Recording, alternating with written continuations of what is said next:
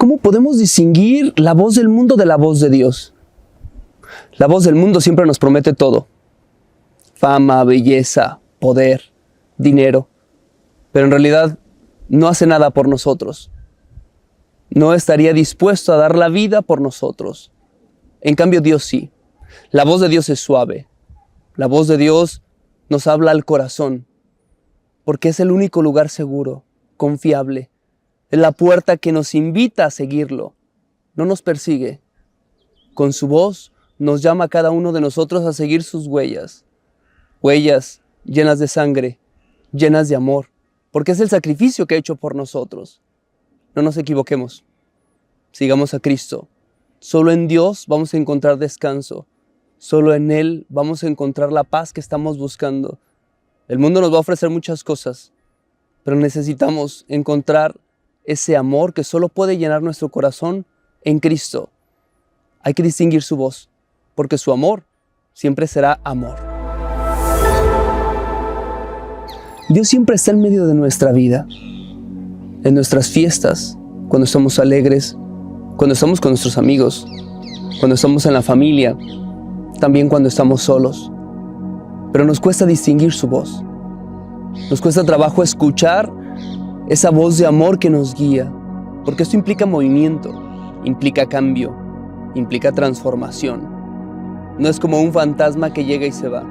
Su voz siempre es como un terremoto que nos quiere transformar, que nos impulsa a dar más. Y por eso cuesta trabajo escucharlo, porque es difícil responderle. ¿Cómo distinguir realmente dónde está? Ahí donde hay necesidad, ahí donde yo puedo hacer algo por los demás, ahí está Dios. No todo es Dios, pero su voz siempre nos va a invitar a hacer algo por los demás, a amar más, nos va a exigir más de nosotros, a darnos más a los demás. Ahí es en donde Dios nos llama a responder. Ahí es en donde podemos hacer un cambio. Cualquier cosa que te diga Dios, ahí, en esos momentos, para hacer el bien, siempre va a implicar dar más. Siempre va a ser un sacrificio y no va a ser fácil, pero siempre será lo más correcto. Hacer el bien siempre será lo correcto. Dios no se cansa de salvarnos, pero ¿por qué nosotros nos cansamos de responderle? Él con toda seguridad apuesta todo por nosotros y nos sigue amando y nos sigue poniendo posibilidades y propuestas para amarnos, pero a veces las rechazamos. ¿A qué me refiero con esto? Cuando nosotros amamos a Dios, podemos responderle porque lo conocemos y sabemos que Él no nos va a defraudar. Pero ¿cómo lo podemos conocer? Lo conocemos en las Escrituras. En cada Eucaristía nosotros nos alimentamos con el pan de su palabra y con la Eucaristía, con Él mismo, para hacernos uno con Él, para actuar como Él, para amar como Él, para sacrificarnos como Él. Conocerlo implica un cambio en nuestra vida y en nuestras decisiones, pero somos necios. Él aún así echa la carne al asador. No se la piensa para amarnos, para salvarnos, porque quiere lo mejor para nosotros, pero es nuestra decisión. Hay que alimentarnos de la Eucaristía. Solo haciéndonos uno con Él y luchando con sus fuerzas, podemos hacer el bien y cambiar un poco nuestro entorno y el mundo. Sé que suena ambicioso, pero necesitamos avanzar con sus fuerzas. Necesitamos un cambio desde nuestro interior para poder cambiar nuestro exterior. Y aún así, sabiendo Dios lo que tenemos en nuestro interior, nos sigue amando, nos sigue queriendo y nos sigue proponiendo la salvación una y otra vez. ¿Por qué Dios sigue confiando en nosotros? Él sabe que somos pecadores y somos débiles, pero aún así nos envía a llevar el Evangelio. Pero somos cobardes. Creemos que para llevar el Evangelio necesitamos hacer milagros. No nos está pidiendo hacer milagros. Nos está pidiendo llevar el Evangelio desde nuestras posibilidades, porque al final el trabajo duro lo hace Él. Somos como pequeños cirineos que ayudamos a llevar la cruz a Cristo y al mismo tiempo llevar el Evangelio y esperanza al mundo. Pero quien transforma el corazón es Él, con su palabra. Porque tenemos miedo de responder. Está bien, quisiéramos vencer los demonios del mundo, luchar contra ellos, pero somos tan cobardes que a veces no nos atrevemos ni a encontrarnos con nuestros propios demonios. Somos incapaces a veces de reconocer nuestras faltas, de reconocer nuestros pecados. Con toda humildad, necesitamos acercarnos a Él para pedirle sus fuerzas, para vencer el veneno del mundo, porque eso es lo que a veces nos impide salir y llevar el Evangelio. ¿Cómo queremos curar si ni siquiera tenemos la valentía de acercarnos con nuestras heridas ante Dios? Dios aún así sigue confiando en nosotros, porque sabe que nosotros podemos llevar el Evangelio, y ese es nuestro trabajo. Este es nuestro trabajo, pero Él hará el resto. Él toma nuestras debilidades y fortalece con su poder, con su potencia, el mensaje para hacer un cambio en el mundo. Así que no tenemos nada que perder. Sigamos adelante. Él confía en nosotros. Así es de que no tenemos ningún pretexto para no confiar en Él. ¿Cómo podemos acabar con la guerra? ¿Cómo podemos luchar contra el mal? Parece algo simple, pero Él nos responde así, enviándonos como sal y como luz. Como sal para dar sabor, el sabor del amor, ser un signo en el mundo para hacer la paz, una cultura de paz, para transformar la vida de los demás. Y a veces somos tan incoherentes que ni siquiera podemos luchar con nuestras propias guerras. No tenemos ni paz en nuestro interior porque seguimos en este conflicto entre hacer nuestra voluntad y hacer la voluntad de Dios. ¿Cómo podemos llevar luz a los demás si muchas veces en nuestro interior seguimos también en este gran conflicto de iluminar la oscuridad de nuestro corazón con la presencia de Cristo? Solo diluyéndonos. Para que la sal realmente tome sabor en cualquier alimento necesita diluirse. Es como realmente se hace efectivo, porque un poco de sal puede dar sabor a mucha gente, a mucha masa, como Él lo explica. Lo mismo la luz. Un poco de luz puede iluminar la gran oscuridad del mundo, pero necesita acabarse, necesita diluirse.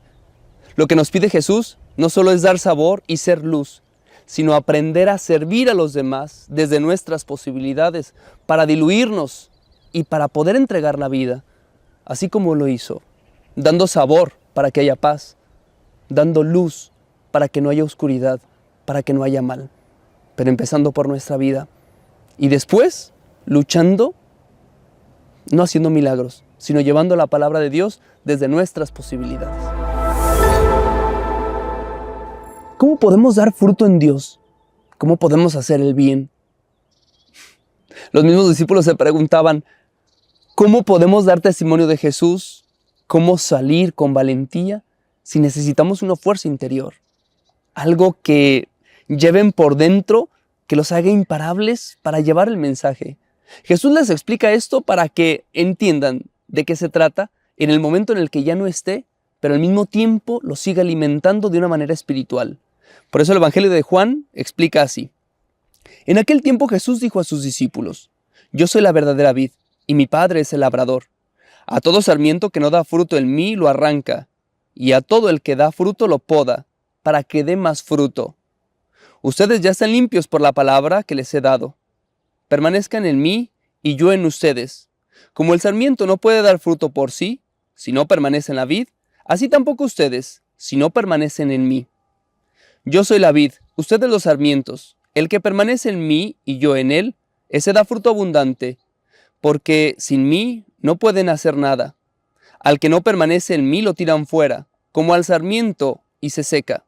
Luego lo recogen y lo echan al fuego y arde.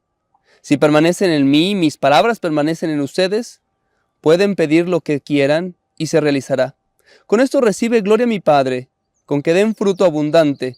Así serán discípulos míos. Palabra del Señor. Gloria a ti, Señor Jesús.